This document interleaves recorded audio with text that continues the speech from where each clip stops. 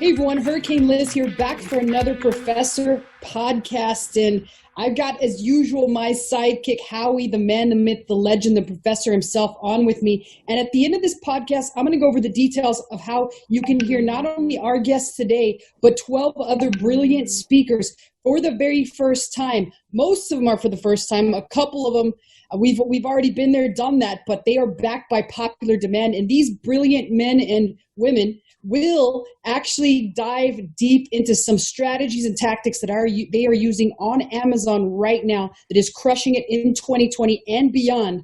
And I, for one, Howie, am super stoked about that. I, as usual, will be the MC. So I literally cannot wait.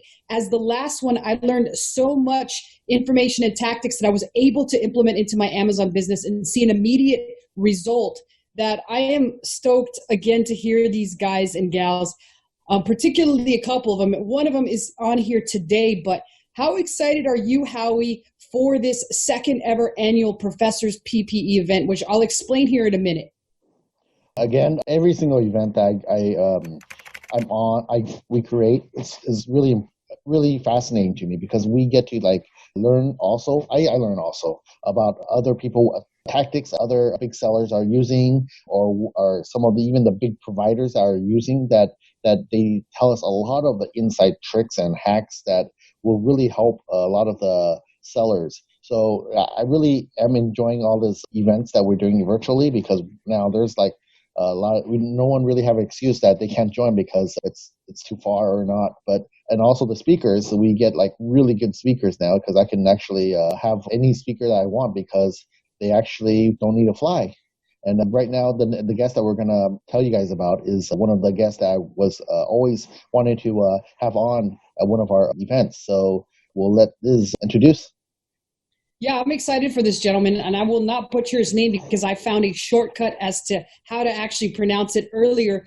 But this gentleman has long been in the actual Amazon community, and he's doing things that no one else has thought of doing. He's been doing this for quite some time. And earlier, he talked to us a lot about how really big sellers on Amazon are using a lot of these techniques. So you guys and gals want to make sure you pay close attention to what he's got to deliver for you. But without further ado, let me introduce you guys to our guest. He is a founder of a tool called Zon Tracker, which I know probably many of you savvy ladies and gentlemen out there actually already use this, but he's none other than Dr. Yev. So Dr. Yev, usually, first of all, welcome to Howie's podcast here, but usually we like to take all the brand new people through this introductory thing. Everybody's required to do this, but no pressure whatsoever. Don't feel pressured at all, but I want you to pretend that you're on an elevator and you have just seen Howie on the elevator with you. As I call him Howie, everybody else knows him as the Professor, Howard Ty, but I call him Howie. You're with Howie on an elevator, and you have 2 minutes to tell him what is extraordinary about you and why he should make you one of the headliners at the second ever annual Professors Pandemic event. So you got 2 minutes, Dr. Yev. I think you can do it. Thank you. It's a long elevator ride. Well, I would start with, first of all, I was looking at the PPE event and different speakers, and one of the things I realized is that I noticed quite a bit of people that have actually used my software or different tools. So it's one of the things where other speakers at the events that people have brilliant ideas or have accomplished really great things, where I had a lot of discussions with some of them about just really advanced stuff, things that if you start posting about it, talking about it, I don't know if it's going to be useful to most people because it's just these questions that go so deep. So it's one of those things that I'm always trying to think of questions that maybe even aren't relevant right now or in a couple of months. It's something just what is something out there that we can test that could be relevant? That way, at some point, it may be valuable, or maybe Amazon is thinking about it, or they're implementing, executing it. So what are the leading edge, the cutting edge brands?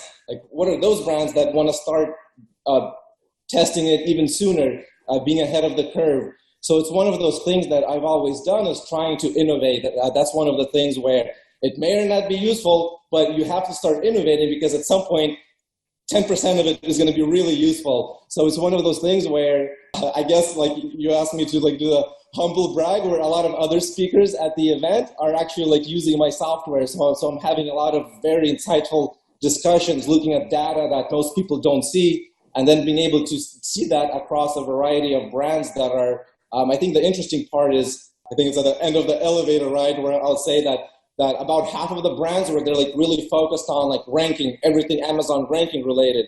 And the other half of the brands are like what's the best way to say it? It's like legit brands where they have a solid website branding and they're focused on their website.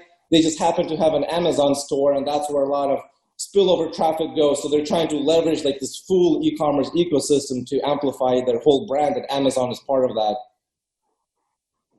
Yeah, so I think a lot of the like websites or Shopify people, they call it the halo effect, the halo effect, where the spillover you're talking about.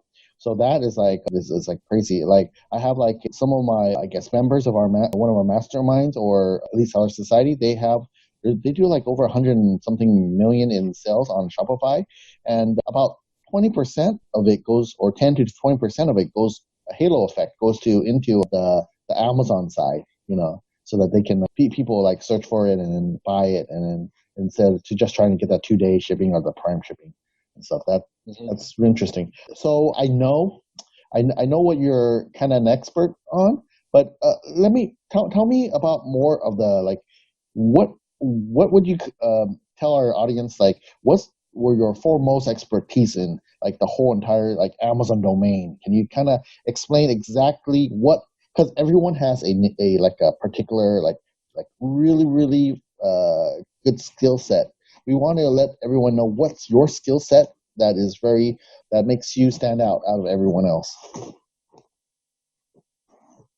Of course, and it's one of those things where you kind of have to go at different levels of what those skills are, how each brand or seller is trying to master Amazon and trying to get sales or trying to expand off of Amazon. So I feel like some of these skills I'll mention are kind of like these different levels. So essentially, like my background is more from like analytics and data science. So that's the approach that I take on anything that I'm looking at. So it's looking at how is Amazon tracking everything, integrations, data, algorithms.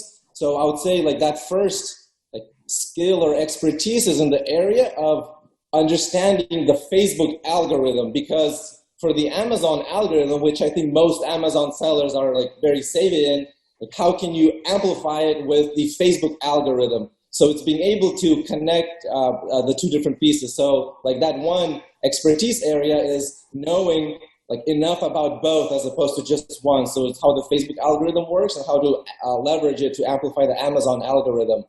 And then the second part of that is like integrations. Like one is how can you actually amplify them, each other, and when do you make those decisions? So this is very important that a lot of like sellers, advertisers, marketers don't think about is what is the right order when you do something. For example, do you send traffic to Amazon first, to your website, the retargeting audience to Amazon? It's like, what is the order of operations? Because depending on when you send which ad to the right person at the right time or the wrong person at the wrong time is going to affect conversion rates. So it's thinking about that customer journey, the funnel, and what are those dynamics between Facebook and Amazon. So I'd say that's the second part. It's like that very like customer journey approach to the ranking. So the third part is I've always been talking about Facebook ads and more recently about Google ads. That's just because being able to just like figure out certain like hacks and features and kind of like using the APIs and kind of like in both of those. So like specifically platform-wise, it's Facebook ads and Google ads. So it's talking about those areas and how to amplify them for growing your audience and then amplifying Amazon. So then the third, well, no, that's already three. The fourth area, so this is, I mentioned where like my background is in analytics. So it's trying to find unique metrics that you just like don't even think exist. And this is where it's essentially like, well, what are some of those metrics? How can you combine certain metrics where you have an advantage over everything else because you see patterns that you just typically don't look at those numbers. And this is an example like with geo ranking or combining like inventory with distance or different types of KPIs in marketing to know that certain ads are better than other ads. So it's kind of like a non-conventional ways of applying analytics. So I would say like those, maybe it's a little bit ambiguous, but I would say like those are the topics of then how to amplify an Amazon brand. So right now, like out there in the Amazon, like these influencers or the people that are out there that talks a lot on, that we see, like you're one of them that I was always wanted to like talk to, and we did talk to each other like, hey, when do you have time? Let's talk and stuff. That was interesting that we were like in chatting and we were talking about little stuff here and there.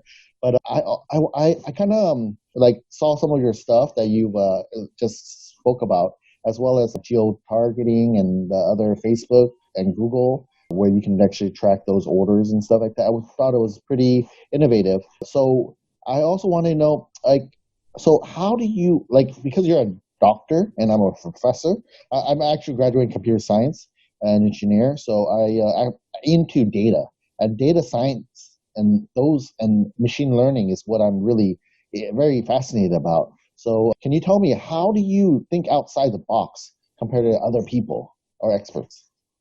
Yeah. Oh man, that's a big question. This is like I could talk about like all day because it's a little bit conceptual and it's how I think and how I get things done and then how the innovation happens in terms of like software features. So essentially, like the quick version is that my background is in environmental science. So I was looking at ecology, so just interaction between ecosystems, organisms. So that's what I studied. So like the doctor is kind of like not the useful medical doctor, but more about like academic type of like doctor and research. So anytime I ask a question, it's how are things connected? It's like, what is the connection, the interconnections, the dynamics between any type of element? So for me, it was like an environmental science. And then when I got into marketing, it's the same thing. What are all of those connections? So that's how I started asking questions about like algorithms, like interactions. What are the consequences of doing something in marketing now? How it's going to be affected later, lifetime value. So thinking outside the box, this is where seeing those connections as far as possible. This is what I do. It's actually part of my routine when I'm thinking of like a feature or a marketing campaign or like within an Amazon brand or I'm talking with brands, like what's a marketing campaign? The first thing I do is an actual exercise of how can you think outside the box. It's like, what is the most unlikely scenario, but it's to like stretch your reality as far as possible, because when you know, all right, what is the possibility of the types of customers you want to attract? So it's like this exercise, like what is the farthest thing out there? Or the same thing about what marketing channels you want to use. Like, how do you want to diversify ranking by going like within Facebook or across marketing channels like Facebook, Google? So then this usually comes back to Amazon brands like, all right, I'm doing some ranking campaigns and I'm just like running this type of ManyChat flow. Well, the first question is, it's kind of like that innovation question. It's like, first stretch that reality as far as possible. Like, what are the 10 ways you can do that ranking campaign? Because like one, you could send people to desktop, to another channel, then they come back and then they do some other steps. So it's like, what are all of these possibilities where you could send traffic to an influencer site and have them post something that's kind of like some sort of instructions to make the Amazon purchase, and then they come back or they come back from a different site, but that's all going into like ranking campaigns. So it's like, first you have to like stretch that. So I have that exercise where, all right, like I want to come up with a new feature, new metric. What is like the far extreme thing that's maybe like unrealistic or maybe not even useful? Just so then I come back down to earth, and then it's like, all right, what is the most simple version of that? As long as I keep in mind what is the most complex version, that way it may be like the next iteration that we don't understand yet, but then you know that you may need to apply it in like the next iteration of your campaign. So that's kind of like the process of like thinking outside the box. It's applying that like environmental science perspective, like what is the integration and the system, how it's all connected. Yeah, like when I do talk to like Anthony, we talked a lot. We talk about all these crazy stuff, like what if we could get this to work? What if we could do that? Like how we were just talking about this big, huge, complete system, all in one and all that crazy stuff. And then afterwards we get, okay, let's see what we could roll out first, one at a step at a time, So I'd love to hear what you say. So I'm sorry to interrupt, Liz. Go ahead. Oh, that's all right, Howie. So one thing, Dr. Yev, that I noticed when you talk is you have such a love for all these topics that you're talking about. You could see it in your energy. You could see it in your face, and you're super fired up about talking about it all. Like you said, you could be here a whole day talking about how you think outside the box. But the question that I had for you is going to make you think a little bit. I know you mentioned already 4 different ways that you actually feel that you're an expert in, like the foremost 4 ways that you're an expert in.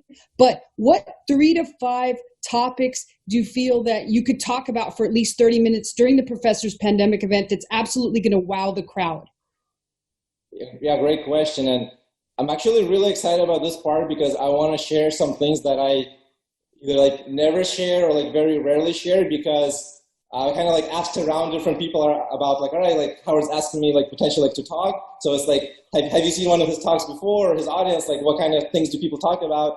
And then it kind of like gave me freedom to talk about like maybe things that are like, what's the best way to say it? Where like, because I have a software, I have to be like as white hat as possible, just because like Amazon is like paying attention, or maybe paying attention. They're kind of like audit the software to make sure like everything is good. So like for me, I'm like, this is an opportunity for me to like not connect it to my software, but talk about things that like that my software doesn't do, but that's in the realm of possibility of like doing really fascinating stuff where Amazon may think it's like gray hat or black hat, but it's just like data analytics, things that are like very extreme and interesting that a lot of brands are doing and kind of like at their own risk. And it's not like far black hat, it just kind of like depends on your interpretation. So one thing I'm excited about is kind of like stretching this possibility of what like any brand for themselves determines like what's gray hat, like what's allowed in terms of Amazon data protection policy or different or TOS. And because I deal with like Facebook and Google ads, it usually comes down to kind of like either like data protection policy or the privacy of like the Amazon customers or off Amazon customers. So I'm going to talk about things that are like one of the things I'm really excited about is like what like some brands are doing, what you could be doing. It's kind of like stretching that realm, but it's ways of like really effectively doing Facebook targeting and doing Facebook ads in a way where it's like, is there like privacy concern with that? But each brand has to be careful, but it's essentially like, there's ways that I publicly talk about kind of like getting audiences and kind of like doing like how you're targeting ads, things like that everybody always cheers. But there's a few things where like in a couple of years, I've really like never heard anyone talk about. So I want to share a couple of those things that's basically like audience and like Facebook ad targeting related. So that's one of them. I got excited talking about that and then forgot the rest of the question. Okay, like 3 to 5 topics. So that was kind of like one example. Take your time. Take your time, Dr. Yev. I know you're excited to talk about all these things. Like I said, I could just see it in your energy. I could see it in your excitement. But take your time if you need a couple more minutes to figure out what exactly you'd be wanting to talk about. Yeah. So aside from that one, that's very like Facebook ad targeting hacks. So then the other ones would be is I usually see how I mentioned before, this diversity of Amazon brands, because I'm kind of like coming in from a software perspective. I have a broad view. So like one advantage is that I interact with so many agencies. So as opposed to how one agency may have certain processes that they use, it's like, here's the best practices.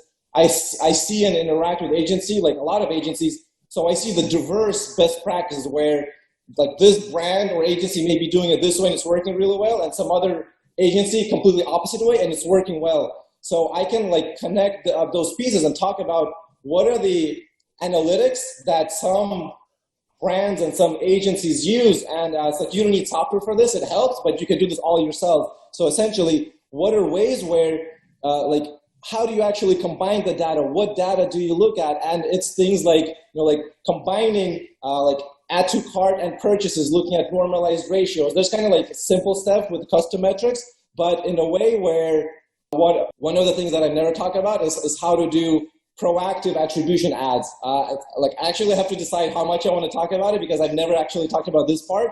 And it's a way of how can you like plug in that leaky bucket of attribution. There's certain things that you can do of making sure that like essentially you have to track. Like I know people talk about ranking, but for the ranking to be effective, you have to do tracking effective. And that's kind of like my jam. It's like, what are things related to tracking? That way you can then make better decisions for your ranking to be effective. So that topic is specifically of like, what are the different sources of attribution that you're able to do? And there's some that I've always talked about, and some is like, all right, like, some brands, they have eBay presence. You run a Facebook ad to Amazon or to your website, and then some people go and shop on eBay anyway. It's a very small percentage. It's like 1% of all brands, but like you plug in the leaky bucket that way. But there's like 6 other methods, 3 other ones commonly that I talk about, but then a couple more that it's just like, I only see the most advanced brands doing it. And I feel like maybe because they have like more resources or they're more experimental. Like sometimes small brands like don't have a lot of like resources or team members, but they're very experimental. So they actually may have an advantage over big brands of experimenting with a certain method of being able to, like how they're looking at their Facebook data to make decisions, how they're adding in certain bidding strategies to be able to like just making sure that Facebook sees them as the more valuable advertiser than other advertisers. So that's getting a little bit more into Facebook algorithm and some of those tactics on making that more effective.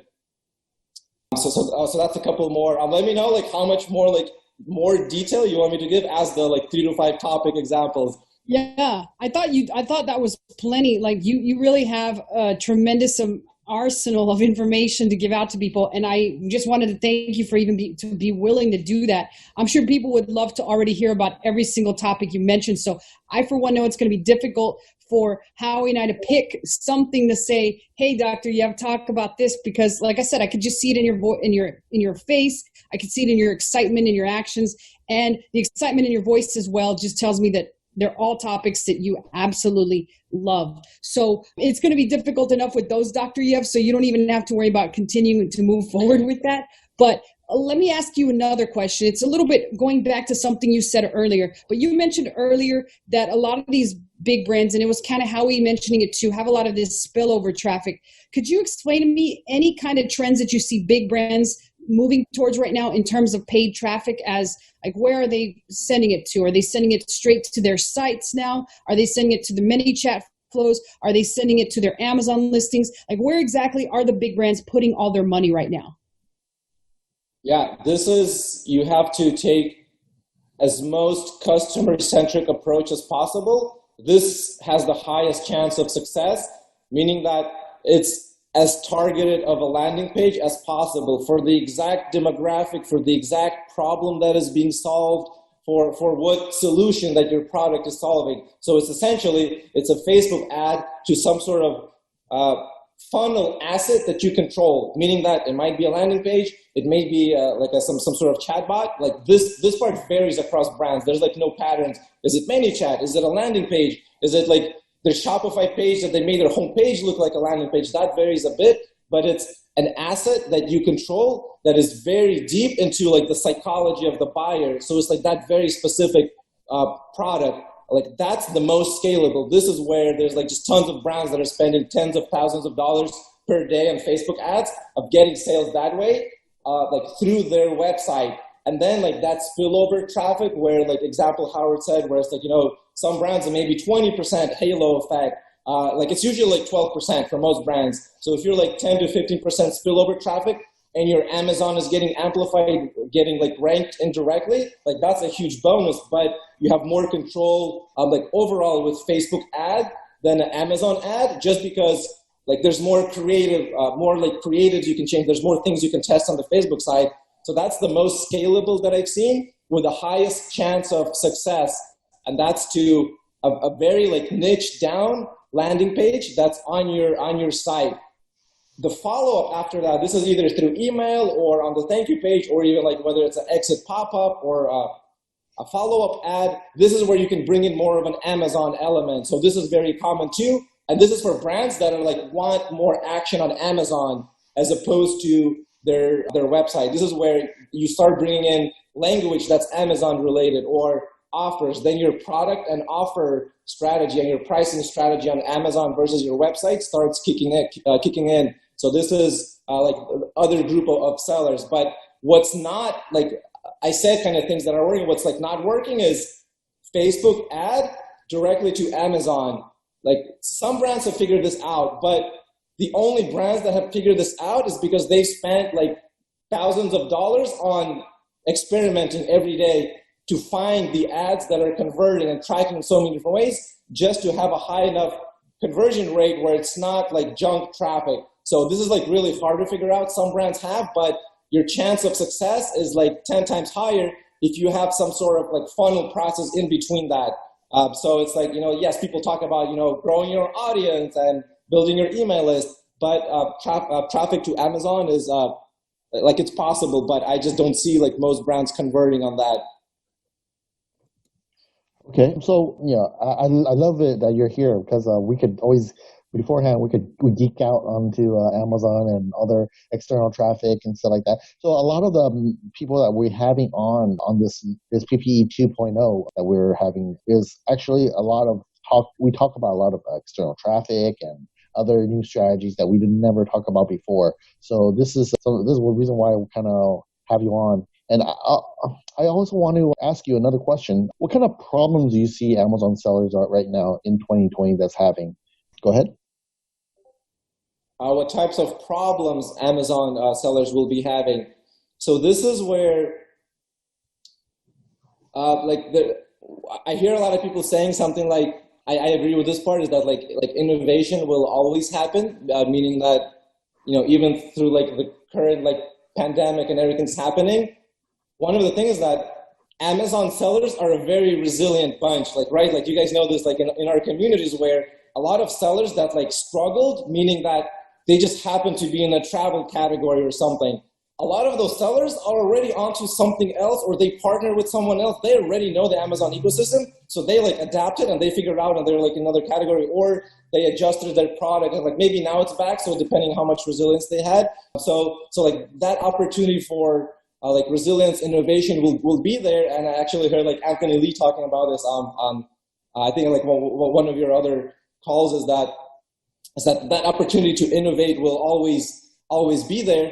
So there's actually a problem associated with that is how much do you like focus on a certain project that you're doing? So a problem could be is that you're either not focusing enough or you're not diversifying enough. So you have to find that balance of when you're switching around about like focusing on the product that you're building, and at the same time focusing on kind of like a different level picture. So that way you're not stuck in what you're doing because maybe you're like in the wrong direction. Yes, you're focusing on it, like a certain product that you want to like grow, but you're like in the wrong direction. So you're focusing on it, it's just not going to grow. So you have to have that opportunity to be able to think about like this other perspective. And this is where some sort of like partnerships or collaborations could come in that kind of like expands your perspective on making sure that you're like not focusing in the right direction. So a little bit coming back to problems that Amazon sellers will face is that because lifestyles are changing, there's so many things that are going to be changing, like with this new normal, there's not going to be like, here's how it works. Like that's not going to happen as much as before. So it's like there's a new way of doing it all of the time. So it's going to be confusing for a lot of sellers, especially like for newer sellers, like, all right, what do I do? Because the best practices that I'm hearing people say, maybe that applied a year ago, but now who knows what the best practices are because we're in a new normal, right? So I think the problem is going to be how do you adapt to an even more like changing environment? And I think for that, you have to get a lot into whether it's like personal development of like, how do you deal with change? That way you don't get like frustrated. Like it's fine getting frustrated, stressed out, but you have to know how to like overcome that like really fast. So it's kind of those on the personal side of being able to like deal with this changing environment of how do you pick a product and then do marketing for Amazon products. So dealing with that because just think things are changing so much. And then the other part, what a lot of this is a problem where a lot of Amazon sellers don't do this. Like I feel like in our community, some do, and it's a lot of partnerships, collaborations, and maybe it's kind of like this closed off perspective where like you don't want to share like keywords or products, so people like don't do that. But in a way, if you have two early Amazon sellers that have like very similar products, they're both starting out and they're spending, let's say, $5,000 each or something, that's kind of like manageable, like maybe they'll have success. Two separate brands, if they combine those $5,000 and it's $10,000 for a launch or a campaign, even if it's the same brand, like yes, they're sharing success, but it's so much higher chance of that working out rather than doing it separately. So I feel like this problem is kind of like the lack of collaboration. And some people are very collaborative. So I don't know if it's a mindset thing or kind of like our Amazon ecosystem. So I think that's a problem that can be overcome in different partnerships where it doesn't give up like your full freedom. So I feel like some of those problems. I have a couple of other problems in mind that are more like technical from a Facebook standpoint. We can get into that after this example. No, that was good enough. That was pretty good. Yeah, I've always seen problems where like these Amazon sellers are all over the like Facebook asking questions and groups and stuff like that. A lot of them I see is they do ask questions, but a lot of them is it's hard to follow through. It's for them. It's hard to go and try new things. They have that roadblock on, hey, I'm kind of scared to try new things. I'm scared. So right nowadays, I would say like for our masterminds, we have great content, right? They have to come in and try to learn these new things, these real new things that people are talking about that really works, as well as execute. That's the problem that I see a lot of them do. They're just like stuck on one thing, which is the old days, old style of stuff. But yeah, right now, like you say, there's all these new things out there. There's external traffic. There's all this stuff that people haven't even tried. They're still doing the old like search, find, buy rebates, and whatnot. Right? It works, but it's diluting the value of it now. It's not working as much as before. Right? Would you agree? Yeah. So one last question on my side right here is: so we talked about problems. What about the opportunities you see in 2020 for Amazon sellers?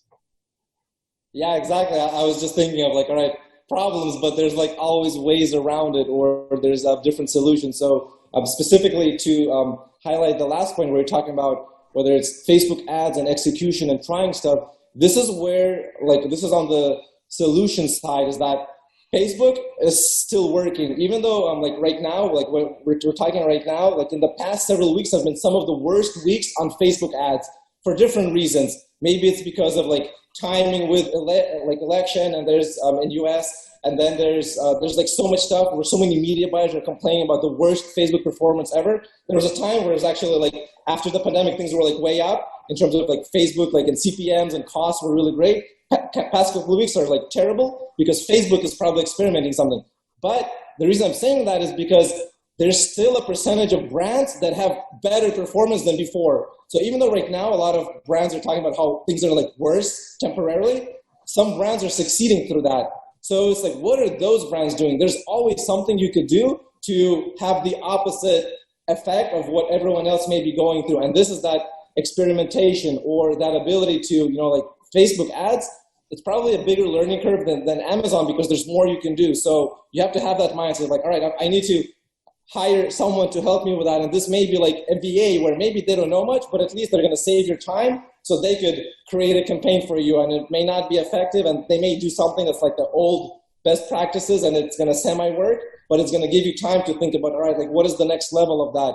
So the opportunities is that like Facebook ads are always working. There's always something you can test that will show you the data of like why something is performing well. So this is one of the things to keep in mind, is that like you'll always be able to do that. So that's the opportunities, that no matter how bad things are, you can always test something in a unique way that's going to give you better performance than how anyone else is doing it. So that's kind of like a bit of optimism. That's always true in the Facebook world. So, like a lot of the people that we have on, like I think Liz will really relate to what you have to say, because she is really good with the outside, Facebook ads and the funnels that you were talking about, the landing pages. Even Liz, I think she has her own like landing page kind of site, right, Liz? Yeah, absolutely. That's what I'm saying. Like, he's just blown me away with all the information he shared. So I, for one, am super fired up, because I feel like a lot of people out there are doing the same thing. So I feel a lot of people out there have their own landing pages. They kind of don't know what the next steps to take. They've heard things about driving Facebook traffic to Amazon, but then they've heard not to do that. They've heard that that's a waste of time. So I think a lot of the analytics that Dr. Yev has collected, a lot of the data he's collected, is going to be extremely beneficial to anybody that participates in this. And like I said, I'm just kind of a noob when it comes to that, Howie. So you know that I'm always constantly testing. I love to run me some Facebook ads, but I also have been banned quite a few times. So I'm sure Dr. Yev can potentially relate to that, or he's had clients that have been banned on multiple occasions. So it's kind of a never-ending battle with Facebook. So like I said, I'm fired up about all that information. Thank you. And this is one of the things that I want to highlight, is that like the topics that I like to connect them in some sort of system. So I'm going to be going from like this framework of like, what are you actually doing? Like, these are the hacks and the tactics. And then as you go like deeper, like how are you actually doing them? So that way it fits into strategies and framework, and then like the mindset that you have towards like executing on the Facebook ads, and applying that to Facebook, and then separately for Amazon, connecting the two, meaning that like I want to like include the topic of ranking, because it's like what we all want, right? It's like that topic, and the community already knows a lot of that. So it's like, how can you add a layer on top of it? Meaning that, like, is there something we can be doing and tracking that we're not doing? And then the like insights, what insights, analytics can you have to make what you're already doing more effective? So it's like, all right, data, maybe like don't talk about data too much. So, but I want to like give more of an insight and analytics perspective on data to kind of like simplify it to make ranking more effective. And then like in addition to those two, there's like just really advanced stuff, kind of like in the partnership realm. I kind of mentioned a few things, but it's to get brands to think outside of the box, kind of like the 6 to 12 month time frame of like what else can you be doing to lead up to increasing chance of success. So I like to talk in these frameworks of like the hacks that I did, but how does it fit into a framework of you testing those hacks? That way it's not like, all right, I did a hack, it doesn't work. Well, that's because you're just supposed to test it in the framework and then move on to the next hack. So that's kind of like the approach that I want to take for like a mastermind detailed talk. Right, yeah, amazing stuff, Dr. Yev. I just wanted to thank you on behalf of Howie and I for participating in this podcast. I know a lot of the information that you already shared is going to wow some people, but I, for one, like I said, again, I can't say it enough. I sound like a broken record, but I'm looking forward to your talk for sure at the second ever annual Professors Pandemic event. So thank you so much for joining us. I really appreciate it. I know Howie does too. Thank you for having me. I enjoyed this talk.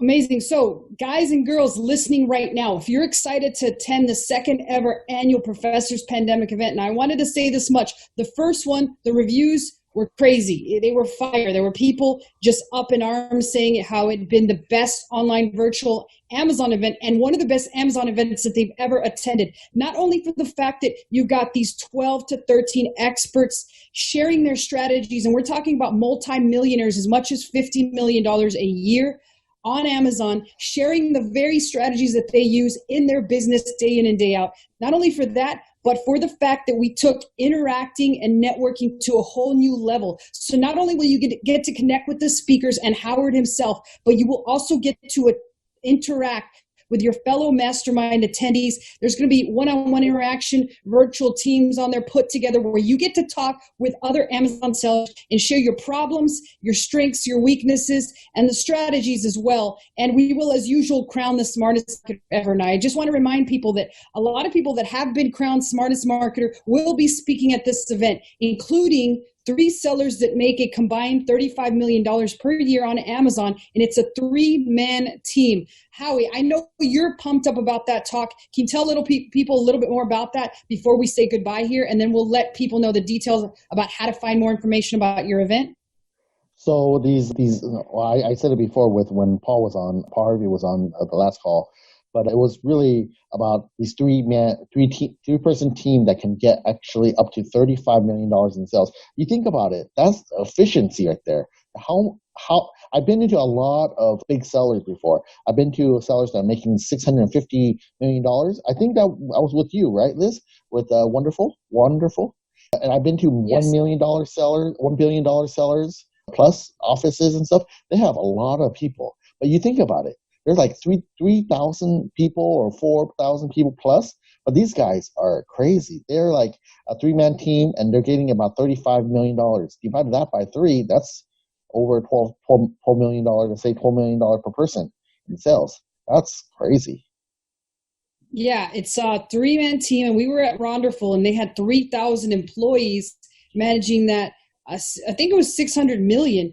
But that was 3,000 people at their desk doing nothing but Amazon. So 3-person team doing $35 million a year. I'm pumped about that. And as I said, 13 other experts. So if you want to find out more information, you want to head over to howardtai.com/PPE and the number 2. I keep forgetting that 2. So for those of you that are going to PPE, we're also going to redirect it. But try and go to howardtai.com/PPE2. This time I did not remember, because if I forget, Howie might give me a knuckle sandwich when I see him the next time live and in person. So I am not forgetting this time, but I look forward to seeing all you guys there.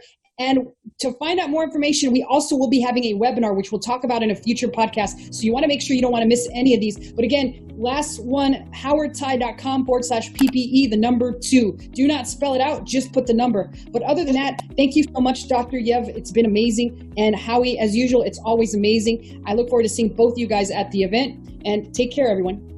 Thanks, guys.